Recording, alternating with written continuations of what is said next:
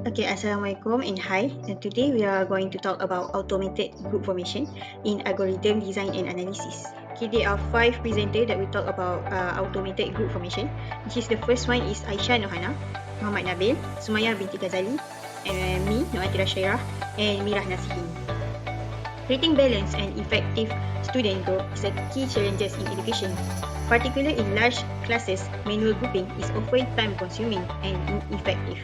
This study explores automated method to form diverse and collaborative group by considering student skill, interest, and ability, aiming to improve group performance and overall learning outcome. So, the first selection algorithm that we choose is a greedy algorithm. A greedy algorithm builds a function step by step, which is always choosing the best immediate option at each step. It never goes back to reduce early decision, which makes it simple and efficient, especially for optimizing problems. Now, in the context of our case study, which is automated group formation, a greedy algorithm might begin by choosing the student with the highest score, then add others to best complement that student's skill, which works well when making the best local choice leads to a good overall outcome, like forming balanced groups based on academic strength or interest. So, overall, we want quick and effective decision without needing to research fast choice. So, next selection algorithm that we choose is the divide and conquer algorithm, which is this algorithm breaks a large problem into a smaller sub-problem and then solves them recursively and then combines the results into one solution. It's especially effective because once the problem is divided, the sub-problem can often be solved in parallel, making it perfect for modern multi-core computers. Another benefit is good catch performance, as smaller sub-problems often fit into memory better and response faster. In terms of group formation, we could use divide and conquer to split a large student pool into smaller subgroups based on skill, interest, or available time. So each group can then be refined further based on more specific criteria. So this method is scalable, efficient, and works well for large groups. That's all. Next, we move to algorithm selection. Algorithm selection we choose is K-mean clustering. What is K-mean clustering? K-mean clustering is unsupervised machine learning algorithm that groups an unlabeled dataset into different clusters. The algorithm organizes data into groups based on their similarity. Imagine you have a basket full of 3 types of fruit, and then you pull out one fruit for initial reference. Then you put another fruit and check them if it's the same as the previous fruit or not.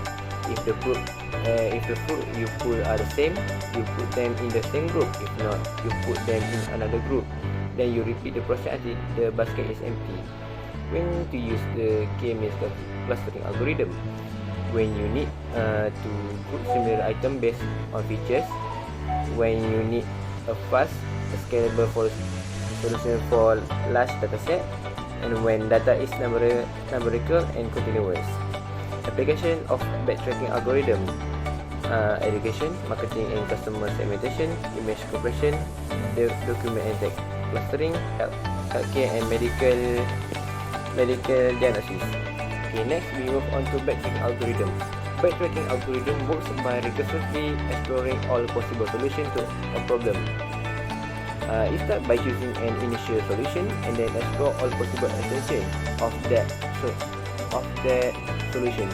The best example for this algorithm is maze puzzle solving.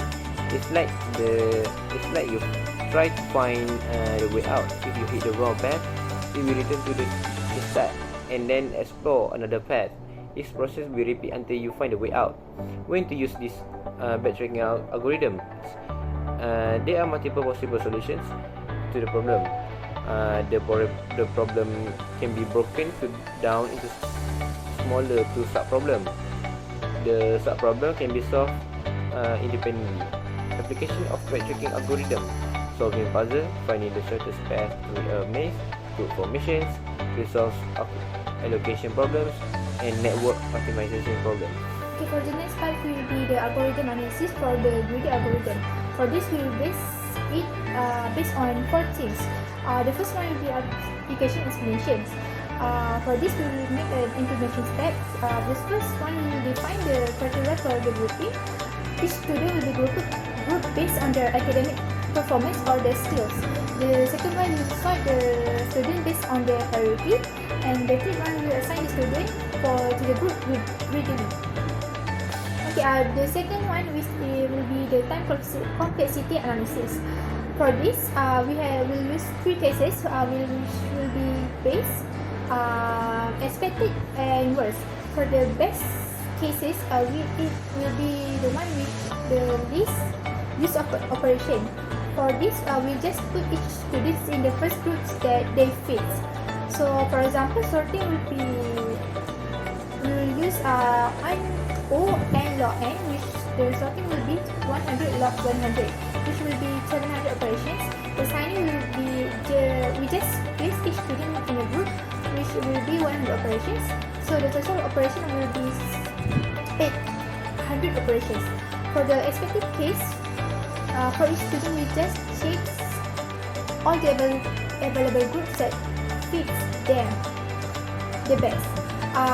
So this, for example, sorting will be 700 operations.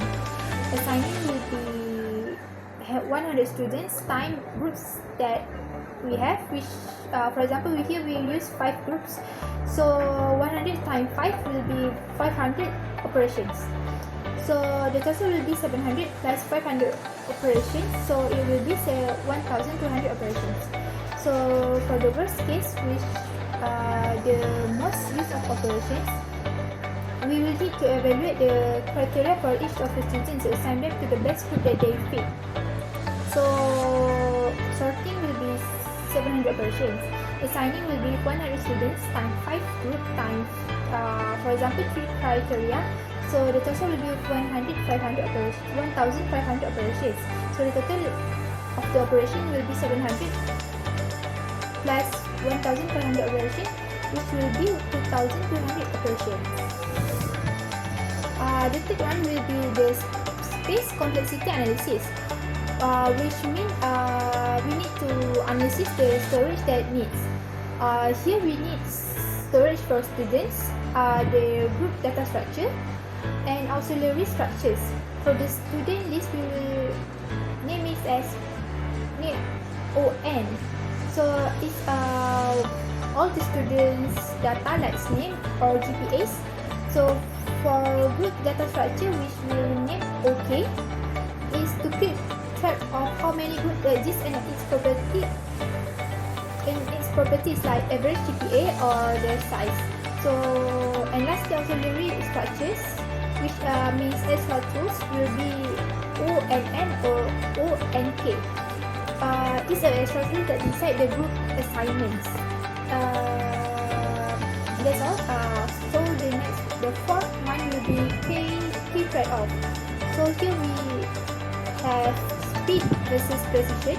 So the greedy algorithm choose the best option at each step without looking ahead. It's fast, but and usually finish in O n log n or O n k times.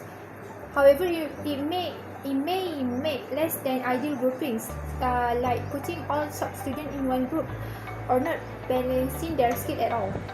So the space efficiency, the greedy method is like on memory. They store the sorted student list, they keep a simple group info, and doesn't need a complex structure like decision trees or solution pools. Okay, so why it's good for universities? It's time sensitive needs, so group formation is often last minutes. So greedy algorithm works quickly even for hundreds of or thousands of students. So the loss, it also has a low system load. It works well on shared or limited servers. No special hardware or setup required. And lastly, it scales easily. It can handle large classes or entire university. But the performance grows in a step with the number of students, so there's no big slowdown. Okay, next is algorithm analysis for divide and conquer algorithm. Also, okay, like before we base it on 4 things. The first one is application explanation. So here we list all the students, like, and each of their attributes like GPA, skills or interests. Then the second step is to divide the place. We will use recursive splitting. Here, for example, step 1, we will split the student by their most important attributes like GPA. So the higher GPA, we will divide them, so high GPA and low GPA. And we will repeat until subgroup are small enough, like for example they need 4 to 6 students only. So the third step is to conquer pace, which is to form the final groups. When subgroups reach target size, we will assign them as a final group. If a subgroup is too small, we will merge them to the other small one. And lastly, we will combine the pace, which is optional balancing. We will adjust group for diversity to ensure no group is all high GPA. Okay, the second one we base on is time complexity. So for this, like before, we use 3 cases: best, expected, and worst. For the best, we will balance the split. So each split divides student into 2 equal half. For example, we will split from 128 to 64. For the 64, we will divide to 32, to 32 to 16, and 8, and 4, and 2 until we reach 1. So the total operation will be 128 times 7, which will be 896 operation. For the expected case, we will split, but it's not perfectly equal, but still reasonable. So we will use like 60 over 40 splits. For example, 100 students, we will split 100 to 60 and 40. So then we will split 30 to 30 for the 60, and for the 40, we will split 20 over 20. So the operation will be 700 operation. And for the worst case, we will split. The split are highly unbalanced. So for example, we have 100 students. We will split like 99 over 1. So then we will 98 over 1 until we reach 1 and 1. So the total operation will be 100 times 100, which will mean 10,000 operation, which is slower. So the third one will be space complexity analysis. Here we will analyze 3 things. The first one is recursive stack depth. Here we have balanced splits and also unbalanced splits. We will analyze this to know the memory use.